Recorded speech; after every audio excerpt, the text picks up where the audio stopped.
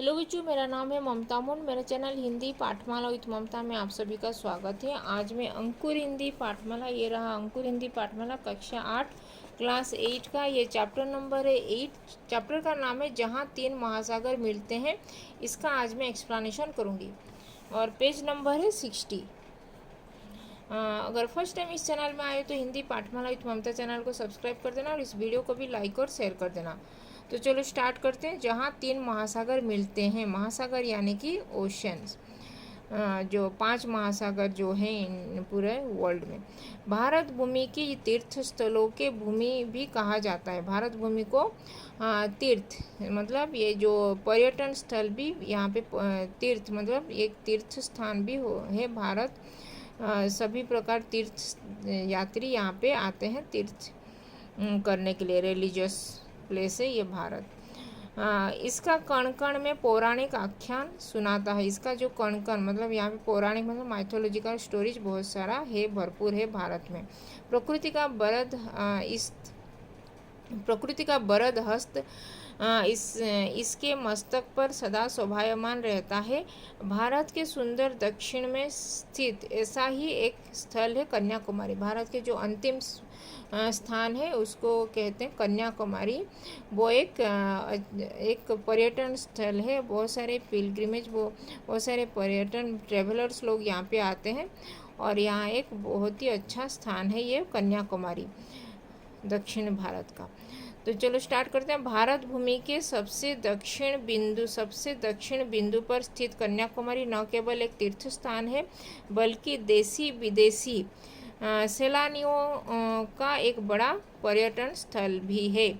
भारत के जो दक्षिण बिंदु मतलब साउथ का लास्ट पॉइंट है ये कन्याकुमारी। न केवल एक तीर्थ स्थान है, ना कि ये एक तीर्थ स्थान मतलब जहाँ पे तीर्थ यात्री आते हैं ये तीर्थ करने के लिए, पर्यटन स्थान जो पवित्र होली प्लेस होते हैं।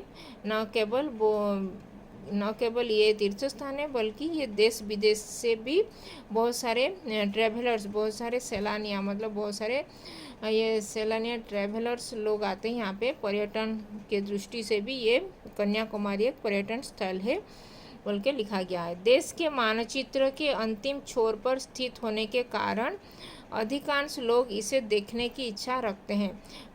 भारत का ये जो अंतिम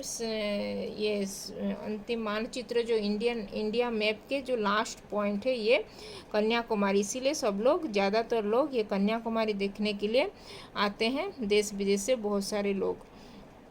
हिंद महासागर बंगाल की खाड़ी तथा अरब सागर के मिलन बिंदु पर स्थित इस नगर के लिए देश के अन्य भागों में वैसे तो अनेक रेलगाड़ियां हैं, किंतु हिमगिरी एक्सप्रेस देश की सबसे अधिक लंबी दूरी तय करने वाली एक्सप्रेस गाड़ी है। हिंद महासागर, बंगाल की खाड़ी और अरब सागर। हिंद महासागर यानी कि इंडियन ओशन, बंगाल की खाड़ी यानी कि बे ऑफ बंगाल और अरब सागर यानी कि ये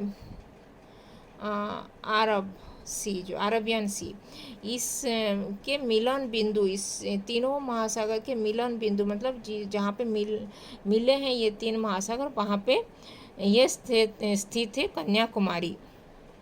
अन्य भागों से वैसे तो अनेक रेलगाड़ियाँ मतलब बहुत सारे रेलगाड़ियाँ यहाँ पे आते हैं कन्याकुमारी के लिए, लेकिन जो हिमगिरी मतलब हिमालय से भी स्टार्ट होकर हिमालयन एक्सप्रेस यहाँ पे देश के सबसे अधिक लंबी, हिमालय से स्टार्ट होकर हिमालय नॉर्थ इंडिया से स्टार्ट होकर साउथ इंडिया, ये सबसे बड़ा और लॉन्गेस्ट एक्सप्रेस गाड़ी है जो नॉर्थ इंडिया स्टार्टिंग से होके यहाँ पे साउथ इंडिया के लास्ट तक जो अंतिम ये जो दक्षिण भारत के अंतिम बिंदु तक वो आ रहा है, वो है सबसे लंबी दूरी पर लॉन्गेस्ट डिस्टेंस तय करने वाला ये एक्सप्रेस गाड़ी है।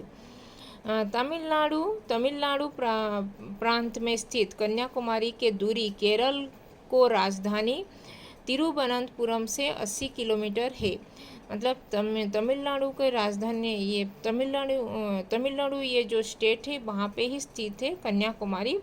तो इसकी दूरी केरल का जो कैपिटल है तिरुवनंतपुरम, उससे 80 किलोमीटर डिस्टेंस में है कन्याकुमारी। कोंकण रेलवे बन जाने और नई दिल्ली तिरुवनंतपुरम राजधानी, मतलब कोंकण जो गोवा के जो कोंकण से ये रेलवे बन गया है यहाँ पे कन्याकुमारी आने के लिए, और नई दिल्ली से तिरुवनंतपुरम केरला एक्सप्रेस जो आता है उसमें से शुरू हो जाने से अब यहाँ तक पहुँचने के लिए समय भी काफ़ी बच जा रहा है, मतलब काफ़ी समय का भी बहुत बचत हो जा रहा है।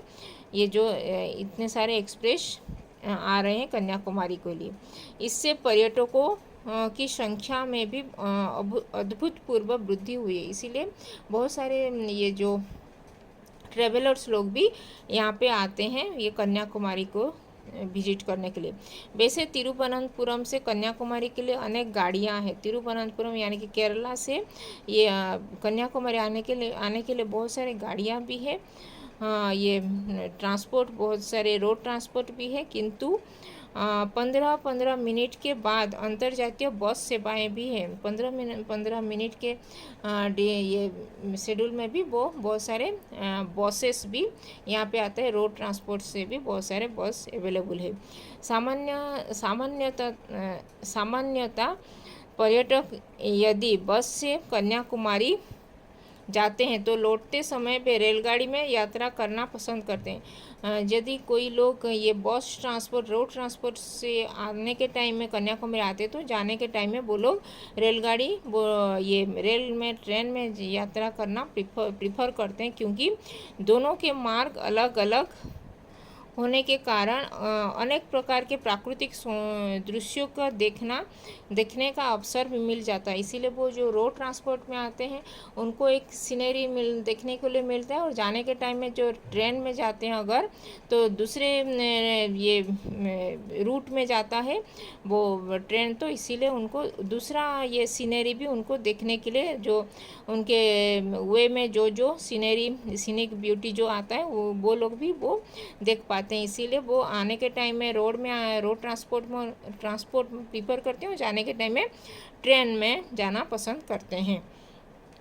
तिरुवनंतपुरम से लगभग 66 मतलब 66 किलोमीटर की दूरी पर नागरकोविल एक जगह है। तिरुवनंतपुरम से 66 किलोमीटर की दूरी पर नागरकोविल एक प्लेस है।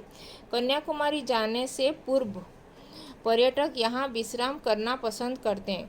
कन्याकुमारी जाने से पहले वो नागरकोविल में रेस्ट करना पसंद करते हैं। देश की सबसे बड़ी केलों की मंडी केला, वहाँ पे बहुत सारे केलों की नागरकोविल में बहुत सारे केला मतलब केला की मंडी यहाँ पे स्थित है। यहाँ न केवल भिन्न भिन्न प्रकार के केले मिलते हैं बल्कि एक प्रकार का लाल रंग का केला भी पाया जाता है। तो नागरकोविल जो प्लेस है तिरुवनंतपुरम से जो 66 किलोमीटर की दूरी पर नागरकोविल जो प्लेस है वहाँ पे आने जाने के टाइम में वो जो तीर्थयात्री जो भी पीपुल वो विजिट करते हैं कन्याकुमारी वहाँ पे रेस्ट करना चाहते हैं, क्योंकि वहाँ पे केलों का एक बड़ा सा मंडी होता है। वहाँ पे केला बहुत डिफरेंट टाइप का केला मतलब बनानाज वहाँ पे मिलता है। वहाँ पे रेड कलर का बनानाज भी वहाँ पे मिलता है उसी नागरकोविल में, जो बहुत स्वादिष्ट होता है। जो रेड कलर का बनानाज होता है वो बहुत ही ये स्वीट्स होता है, बहुत ही स्वादिष्ट होता है वो। यह नगर बहुत स्वच्छ एवं सुंदर है। जो नागरकोविल है ना बहुत ही सुंदर स्वच्छ जगह है। नगर नारियल के वृक्ष से ढका हुआ है। नारियल के वृक्ष में नागरकोविल ढका हुआ है। तिरुवनंतपुरम से नागरकोविल की यात्रा बस द्वारा करने पर अंतिम छोर के कुछ किलोमीटर को छोड़कर शेष रास्ते पर सड़क के दोनों साइड में दुकान और मकान में घिरे होने से कारण अनुमान लगा पाना मुश्किल होता है कि पहला नगर कब छूट गया। जो पहला नगर कब छूटे उनको पता भी नहीं चलता है कि दोनों साइड में ये बिल्डिंग्स और ये जो ये शॉप होता है दुकान और मकान, तो इसीलिए पता भी नहीं चलता है वो कब ये जगह चला गया, वो नगर छूटा भी या नहीं बोल के पता भी नहीं चलता। यात्रा रोमांचक है तथा जिज्ञासा बराबर बनी रहती है। और जिज्ञासा मतलब बहुत सारे उसके बारे में जानने के लिए बहुत सारी जिज्ञासा भी बना रहता है। जिज्ञासा मतलब जानने की अत्यधिक इच्छा जिसको बोलते हैं वो है जिज्ञासा। तो अभी कुछ शब्दार्थ के बारे में जानेंगे। तीर्थ स्थान मतलब पवित्र स्थान। अद्भुत पूर्व मतलब अनोखा जो होता है। जिज्ञासा यानी कि कुतूहल, आतुरता, कोई बात जानने की अत्यधिक इच्छा जिसको बोलते हैं जिज्ञासा। तो ये था पेज नंबर 60, चैप्टर नंबर 8 जहाँ 3 महासागर मिलते हैं, और पेज नंबर 60 का ये एक्सप्लेनेशन। तो इसमें अगर कुछ डाउट है तो कमेंट में लिख सकते हो, और अभी तक चैनल को सब्सक्राइब नहीं किया तो हिंदी पाठमाला विथ ममता चैनल को सब्सक्राइब कर देना। तो आज हम अंकुर हिंदी पाठमाला क्लास 8 का चैप्टर नंबर 8 जहाँ 3 महासागर मिलते हैं और पेज नंबर 60 का आज मैं एक्सप्लेनेशन की। नेक्स्ट क्लास में 61 पेज का एक्सप्लेनेशन करूँगी। तो धन्यवाद, थैंक यू।